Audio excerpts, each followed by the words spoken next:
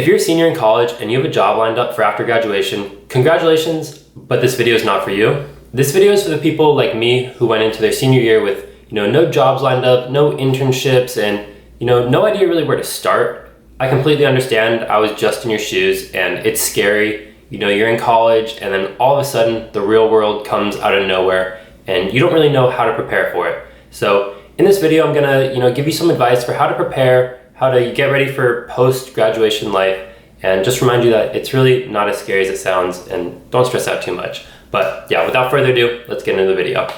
All right, so like I just said, I completely understand. It can be very scary and stressful, but I'm gonna give you two very important reasons to not stress out that much. And the first is that if you, put in the work, do the things that I'm gonna tell you in this video, and, do the things you're supposed to do, you have a great chance of landing an amazing job. So, if you do what you're supposed to, chances are you're gonna get a great job. Number two, don't stress out because things almost always work out. There's a study, I don't even know the numbers, but they basically found out that 90% of what we stress out about never even happens. And just things almost always work out in the end. Even if you don't get the opportunity that you think you want, in a year or two, you might look back and be like, oh my gosh, this is the greatest thing that could have happened to me. I met these amazing people, I got these great opportunities. So just because your dream scenario doesn't occur immediately, just wait, give it time, and make the most of whatever opportunity comes your way. So if you combine the fact that things almost always work out anyway, and you're gonna take the necessary steps to give yourself a great opportunity, things will probably work out. You have two things going for you, and those are both two huge reasons to not stress out too much. And to quote one of my favorite books, The Alchemist, when you really want something, the entire universe conspires to help you get it. So just keep that in mind. It's a nice little peaceful thought. When you really want something, the universe will help you get it. So just remember that. All right, but we'll get into some more practical advice now.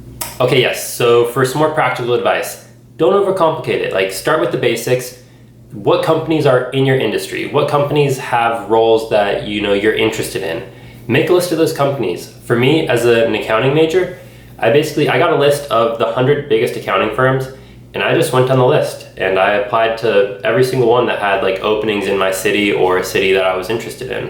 And if you're an accounting major, I'm gonna leave the link to that list down below so you can check it out.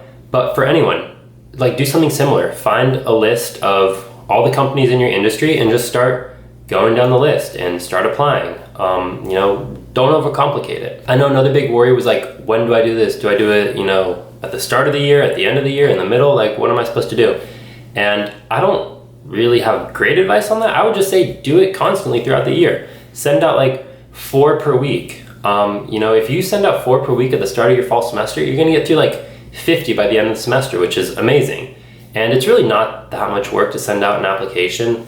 I would say just alter your cover letter slightly, and that's really all you have to do, and fill out all the paperwork they make you do. But you can be watching TV or listening to a podcast and just filling stuff out. All you really have to do is change the cover letter slightly.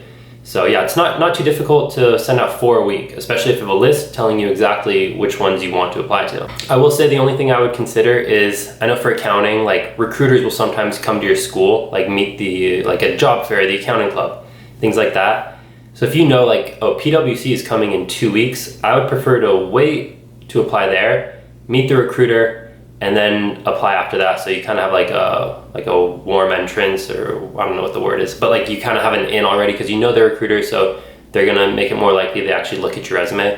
So just consider that as well. But other than that, yeah, just start applying down the list, as many as you can. You gotta take shots to score, or as Michael Scott says, you miss 100% of the shots you don't take.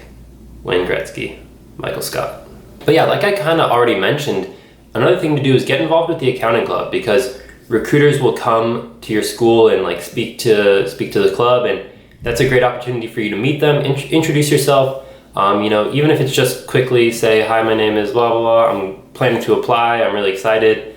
Recruiters are super nice people, they're not gonna be mean and scary, don't worry about that. Just introduce yourself. It will really go a long way, because they might say, oh yeah, send your resume to me and I'll make sure the team looks at it. Or they'll say just email me after you apply.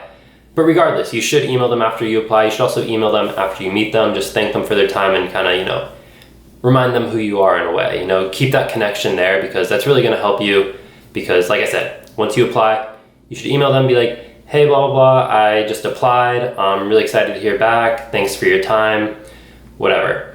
And just that is going to make sure that the company actually looks at it, because, you know, sometimes applications don't get looked at. That's just the harsh truth. So definitely try to make those connections and it will help you out a lot. But also don't be afraid of like cold emailing. Like if you see a company that has openings, or even if they don't have openings, you can find the recruiter for that office, find them on LinkedIn and either message them there, or you can sometimes find their email address and just shoot them an email and be like, hey, I'm a senior at this school. Like I just applied. I'm really excited. Like I hope to hear back.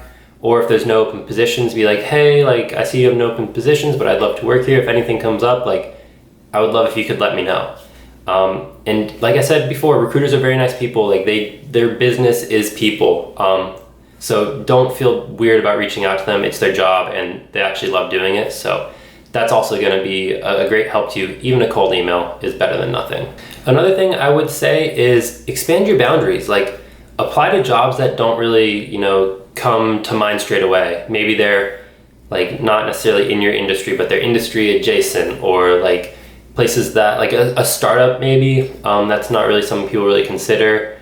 You could also consider different cities. Like if you live in one city and you know, you've lived there your whole life, and even if you haven't, but you might be open to other cities. I know some people want to stay in the same spot, which is fine, but it does limit you a little bit. I ended up applying to different cities, which I'm really thankful for.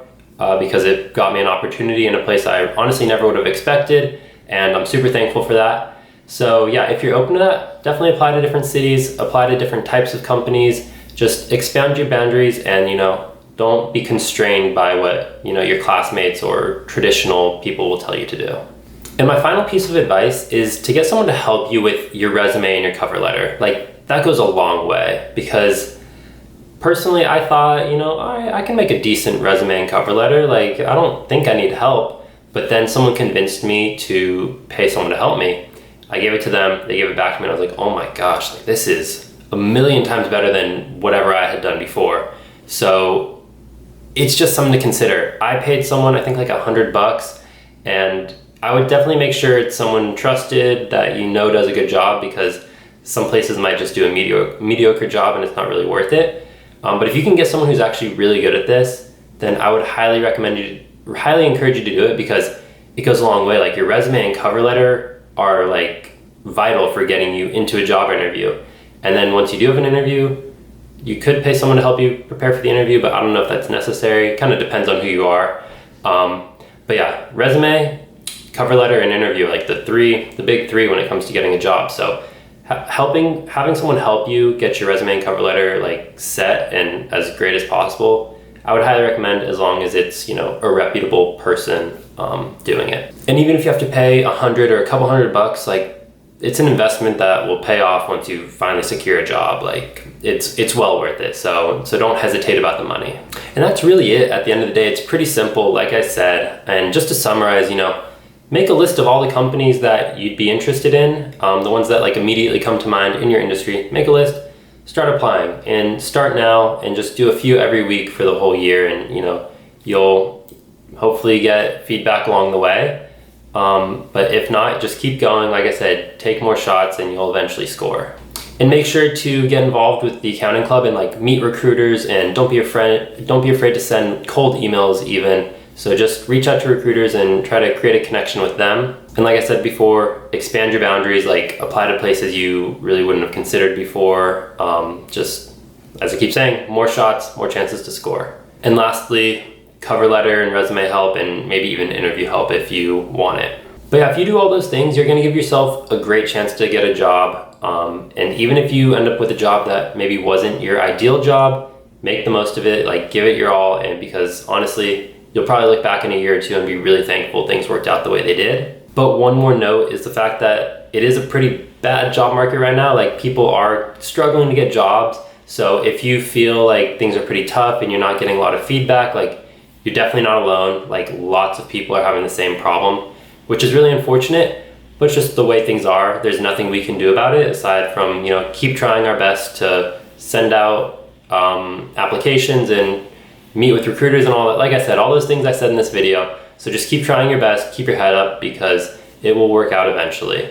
But yeah, if you guys have any questions, feel free to drop them in the comments below. I'd love to help you, provide any sort of guidance or advice as I can. I've been through the process. I know it can be scary and confusing, but I'm here to help however I can. So drop your comments down below. If you enjoyed the video, please leave it a like, and if you want to see more, subscribe. But until then, I will see you next time. Peace.